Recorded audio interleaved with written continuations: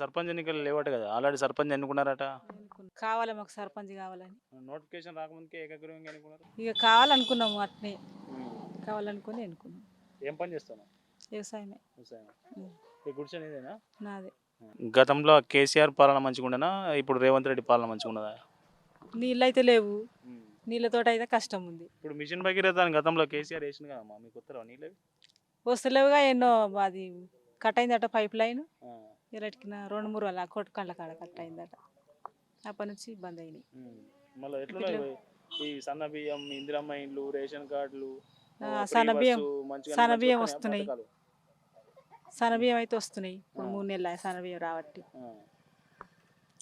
ఇందిరమ్మ ఇండ్లు వచ్చినాయి. ఇప్పుడు ఇందిరమ్మ ఇల్లు వచ్చింది. ఎట్లా అనిపిస్తుంది ఇందిరమ్మ ఇల్లు కట్టుకుంటున్నావు? ఇప్పుడు నువ్వు గుడిసెలో ఉండేదానివి ఇందిరమ్మ ఇల్లు కట్టుకుంటున్నావు. కట్టుకుంటున్నాం.